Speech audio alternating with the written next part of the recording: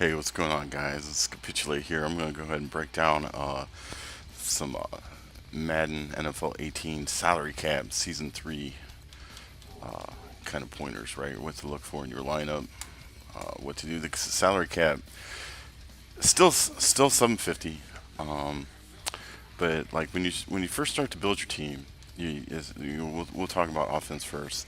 Is you're going to have like functionally three positions that you're going to need to kind of have throwaway players on. So you just want to put 10 cap guys for tight end two, for your fullback, and for your four wide receiver. If you're running four wide receivers, um, God bless you, you're a better man than me. Um, I don't know how you would balance that out if you want to have a good receiver at the four spot, but what I'm doing right now is I have three playmakers. I'm focusing on Greg Olson, this Julian Edelman, and Brandon Cooks is kind of the speedy receiver, and the true flex player in the truest sense would be this Evan Ingram. And the reason why I like this card so much is that I'll put him in fullback. He's an adequate run blocker, not great, like 63 run blocking. Put him at tight end two, but at wide receiver three, he's not gonna. There's not a lot of great catching traffic. Not a lot, but he's not gonna drop an open pass, and he's fast.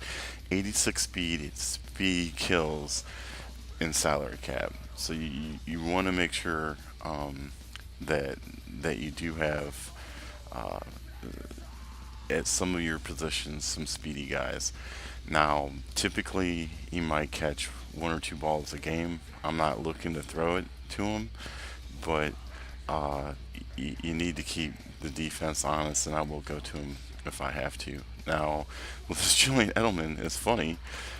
I use him as the number one receiver. He's not fast, but the catching's great. The route running's insane, and the catching traffic. So basically, he's catching the post over the middle, and then I'll use this Brandon Cooks for drags and things. And let me tell you, with the 91 speed, things can get funny really quick on on some of the drags. You'll end up just it'll be a 4 yard pass and an 80-yard touchdown, and it happens probably every game. Um, Now for quarterback, one of the things I played a ton of MUT drafts last season, and you got to play with a lot of different quarterbacks. But for me, I feel like the most important aspect is really having the throw power. Now, I'm not one of these guys that likes to throw the same three or four play action plays, roll out, and then try to hit one deep, because that's one, it's just too easy to shut down, and it doesn't require a whole lot of skill to do anything like that anyway. Basically, just kind of sit in the pocket, and he's got a really good,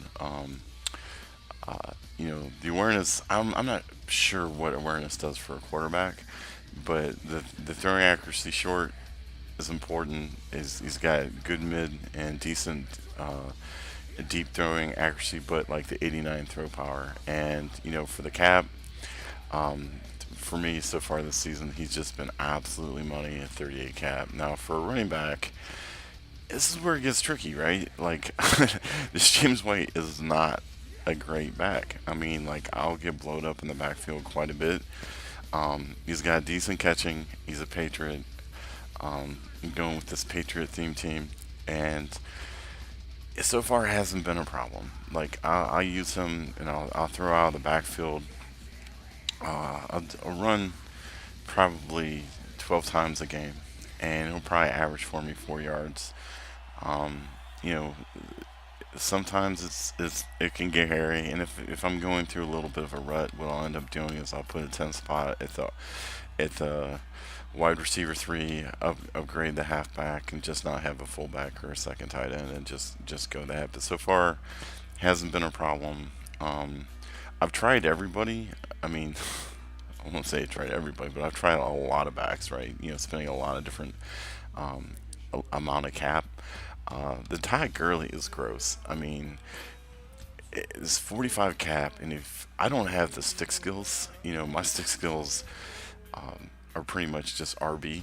just to make sure I don't give up a fumble. I'm kidding, it's a little more than that, but um, if you like to run the ball, getting a speedy back out there, man. Like I tried LaShawn McCoy. I tried both of these, and Todd Gurley, it could get funny. But the bad thing is, when you're relying on your running game too much, and if you're behind, it becomes difficult to run the ball out of it.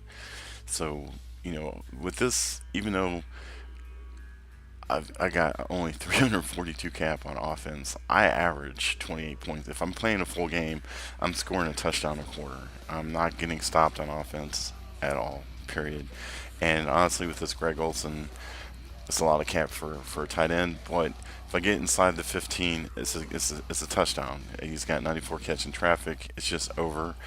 In other videos, I'll break down like kind of the red zone O that I run, and you'll see it against good players. Mean everybody's a practice mode Jesus, right? But I'll show the concepts in practice and then in game too. Again, like I said, against good players. Now, as far as defense goes, you can see right away that it can get funny for me trying to stop the run, man. Because I run a 3-4 defense, and I'm actually starting two silver players on the D line, and that does make a difference. And it can get frustrating for me to stop the run sometimes, but um, you're not people. You play enough games. People typically don't run the ball that much. I can stop it because of the linebacking crew that I have.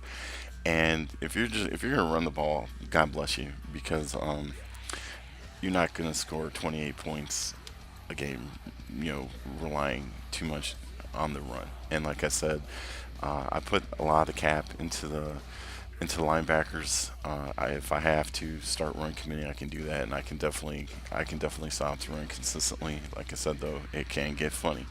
But where most of the cap goes is of paramount importance, especially in salary cap, that you have 91 zone, um, you know, in your safeties and with your cornerbacks. I was able to get that with Chems with this Devin McCourtney. He's an absolute money. So is Eric Weddle. The one that's kind of silly now, 34 cap. Uh, you get this Terrence Newman. Now the problem is he's a little bit slow, and that can be interesting. I don't run a lot of man. I don't run man ever. I design all my own blitzes, so I never call a man blitz, so it hasn't really posed a problem for me. And he's actually got a few picks, so it's been working out pretty good. Now sometimes I will run 3-3-5, and if I run 3-3-5, I got a huge problem because I have a huge liability here at cornerback three. Now, so far this season, I'm probably in 3-3-5, maybe 5% of the time at most. And if I am, I'm keenly aware of my weakness at cornerback, and a lot of times I'll actually even user him just to make sure that uh, nothing horrible happens. Now, if I ended up deciding to run 3-3-5, obviously I just put a 10 cap uh, at the middle linebacker and just get another cornerback. Now, I think one of the most underappreciated things is the kicker. And functionally, you're never going to punt. If you have to punt, you already lost. You're giving, it's like whatever. It's 4th and 30. Throw a pick, man. You're better off throwing a pick, like just chucking it down the field. People like to make interceptions. I can't tell you how many picks I've thrown intentionally. And obviously, you try to make the play, but if it's not there, man, you just chuck it. Like, it's too easy to run and pump back. It's way too easy. But there's no 10-point punters, so you have to get like a 10-point kicker and put in the punter spot. Now for kickers though, sometimes you need to make a field goal. And sometimes you need to make a 50, 51, 52-yard field goal. And There's a lot of 14-point kickers, but they're all the highest kick power you're gonna have is like 78, and I, you know, that ended up being a little sketch for me, man. So I ended up spending an extra point and got a 15-point kicker.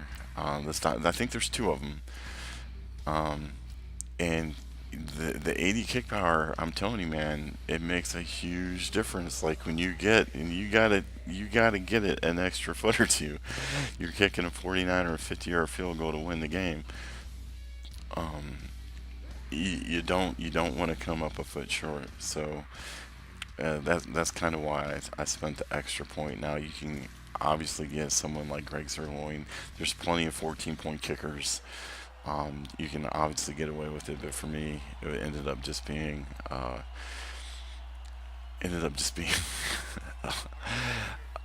lesson learned, right? I can't tell you how many field goals I missed by like a foot or two. And ever since I picked up the damn belly, I've been happy ever since. So you just kind of roll with that. But in any event, that's kind of the team. The chems themselves, like I never, you can. I didn't look. I didn't pick up a player just because he had the physical threat front or read and react. What I did do though, however, is like on a lot of throwaway players on my O line. I just went ahead and picked up all Patriots, and then I made sure that I had 12 Patriots to pick up the floor awareness and the forward play recognition, which I think is underappreciated.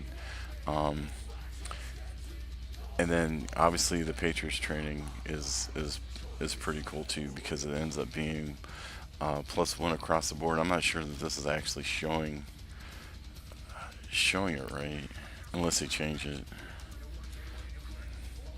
Because I'm pretty sure, yeah. It's just kind of across the board. Um, but even that's kind of the gist of it for the team. And then in future videos, right, I'll break down some gameplay on offense and defense, how it works, how to specifically, uh, call some of the. See, the other thing too, right, is like you look, and there's some great guys, and a lot of the pros are amazing. I'll never have stick skills. I'll never be able to, hit the D-pad that fast. But like in the heat of the game, and somebody's running hurry up on you, is like how do you get good blitzes um, when you only have 2 seconds to set your D up, and that's kind of where it gets tricky. So I'll be able to show you some of that, and then specifically to some things that um, in the red zone. I think that especially some of the things I've noticed is that people really have a rough time scoring reliably in the red zone, and I'll show you like 5 or 6 different setups that I have in terms of really getting the job done and just putting pressure on your opponent. That's just absolutely relentless, right? And you can't show them the same look, right? You got to come back um, with different looks, different plays, different formations, but they all got to be money. But anyway, thanks for watching, and I look forward to creating more videos.